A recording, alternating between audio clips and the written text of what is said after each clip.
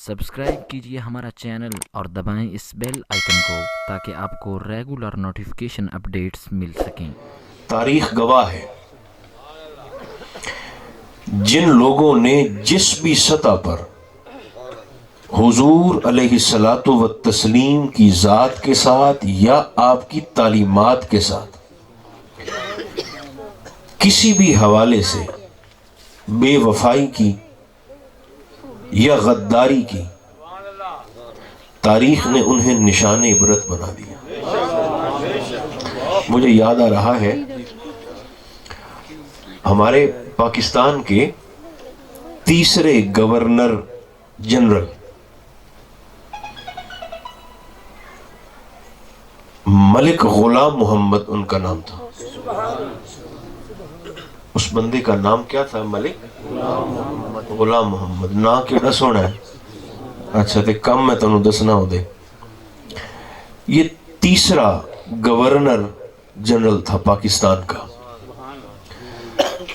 1951 से लेकर 1955 तक ये ओहदे पर फाइज रहा।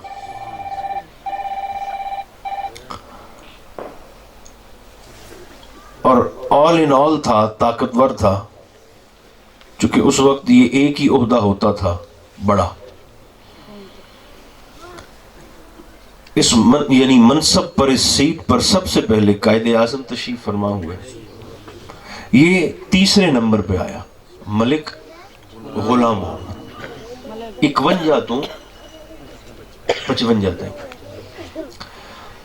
ये वो बंदा है, मिर्ज़ाई नवाज, कादियानियत नवाज, जिसने अपने आबाई शहर लाहौर में एक ही दिन में मिर्ज़ाइयों को खुश करने के लिए 10,000 मुसलमानों के खून की होली खेली थी। यानी मुहावरतन नहीं, हकीकतन लाहौर की सड़कों पर यूं समझे कि खून की नदियां बहा दी इसने। एक ही दिन में 10,000 मुसलमानों का कत्लेआम किया, करवाया, कादियानियों को, मिर्ज़ाइयों को खुश करने के लिए। 55 ताईं कुर्सी ते रहा। कुछ महीने जब इसकी हुकूमत के रहते थे तो इसने एक वसीहत की सरकारी ओहदे के दौरान कि जब मैं मर जाऊं तो मुझे सऊदी अरब में दफन किया जाए। अच्छा, वसीयत इसने कर दी। 55 में ओहदे से उतरा, 56 में मर गया।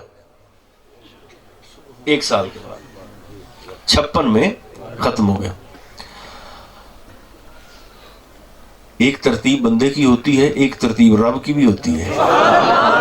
ते गालिब वो तरतीब हमदी जेड़ी रब दी होती है। इसलिए जो बड़े बड़े ओहदों पर छोटे छोटे लोग बैठ जाते हैं ना, उन्हें खुदा खौफी का मुजाहरा करना चाहिए। ये जो बादशाहत है ये अल्लाह के हाथ और इख्तियार में है। यूं समझे कि अल्लाह इन्हें नियाबत और खिलाफत देता है मखलूक खुदा की खिदमत पर। इसलिए मौला अली शेर खुदा फरमाते हैं कि ये जो गुस्सा है ना, गुस्सा, ये शैतान का बड़ा ताकतवर रास्ता है। इधर गुस्सा करने वाले के पास अगर ताकत हो तो वो गुस्सा जुल्म में बदल जाता है, और अगर गुस्सा करने वाले के पास ताकत न हो तो वो गुस्सा बुग़्ज़ में बदल जाता है।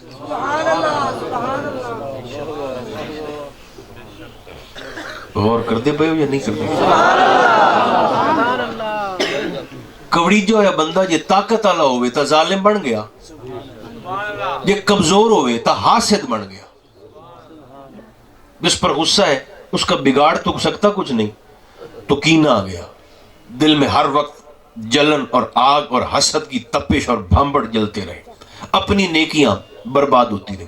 बहरहाल वसीयत उसने की कि मुझे सऊदी अरब में दफन किया जाए, मलिक गुलाम मोहम्मद ने। तो जब मर गया तो हुकूमत पाकिस्तान ने उसकी डेड बॉडी को, उसकी लाश को अमानतन कराची के गोरा कब्रिस्तान में, ईसाइयों के कब्रिस्तान में अमानतन दफन कर दिया कि हम सऊदी अरब में इसकी तदफीन और मैयत को ले जाने के मामला तय कर लें, फिर यहां से इसकी मैयत डेड बॉडी को कराची से कब्रिस्तान से निकाल कर, गोरा कब्रिस्तान ईसाइयों का कब्रिस्तान है, वहां से इसको निकाल कर फिर हम सऊदी अरब ले जाएंगे, वहां पर इसकी वसीयत के मुताबिक इसको दफन कर देंगे।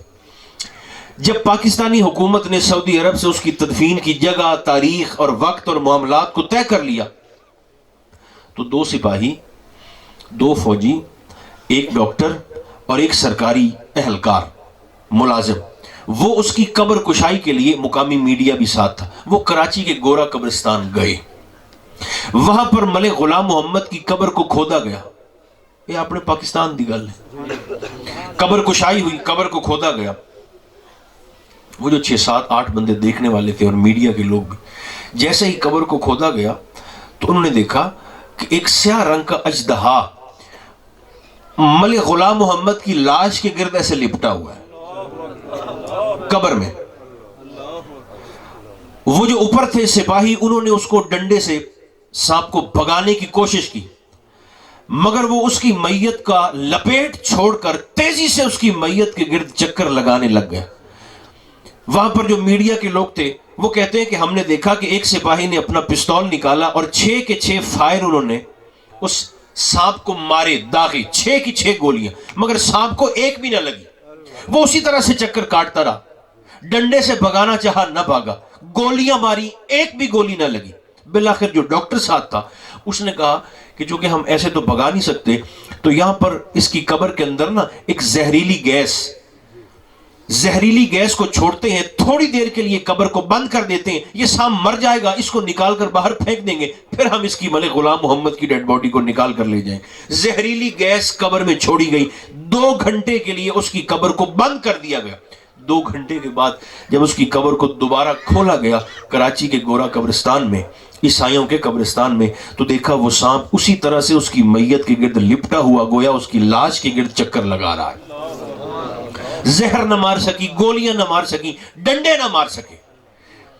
और जब वो करीब जाते थे तो सांप डंक मारता था, फन फैलाकर बैठ जाता था। बिलाखिर मजबूरन उन्हें उसी सांप के साथ उसकी कब्र को बंद करना पड़ गया। बंद की कब्र और वापस आ गए। अगले दिन कराची के अखबार में एक छोटी सी नुक्कड़ में कोने में खबर शाया हुई कि हमने कोशिश की थी मलिक गुलाम मोहम्मद की कब्र कुशाई की और उसकी वसीयत पर अमल करने की, मगर कुछ नाकाबिल बयान वजूहात की बुनियाद पर हम उसकी कब्र को खोद न सके और उसकी मैयत को सऊदी अरब ले जा न सके। जिसने रसूल खुदा से गद्दारी की, अल्लाह दी लाठी जिसले वजदी है ओदी आवाज नहीं आमदी। उस मलिक गुलाम मोहम्मद को मुसलमानों के कब्रिस्तान में कब्र की शरानी सब जगह भी नहीं मिली।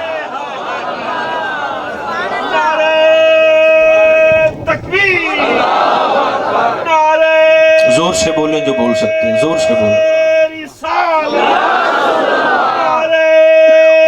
जोर से बोलो मर्दों की तरह।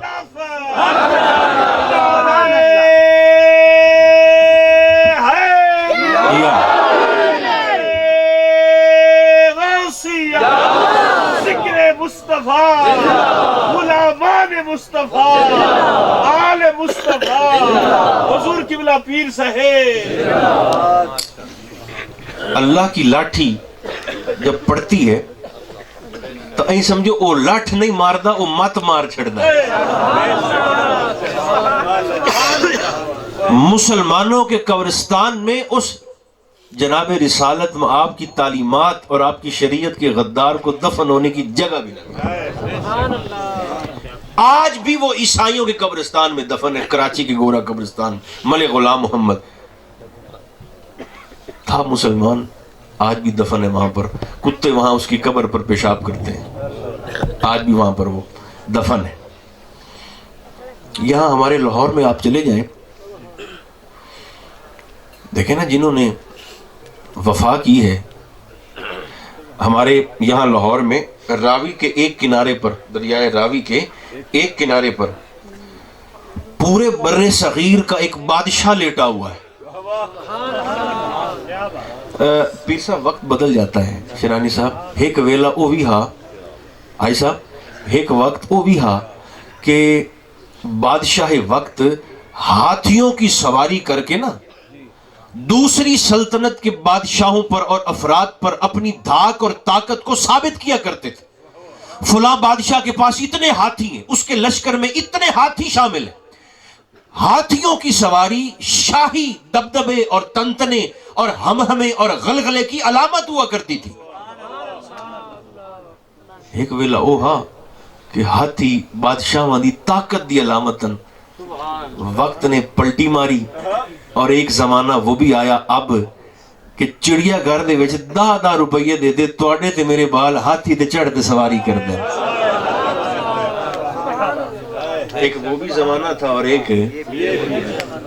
तिलकल अय्याम नुदाविलुहा बैन अन्नास। अल्लाह फरमांदा मैं देहां नूं बंदां दे विच फेरदा रहना।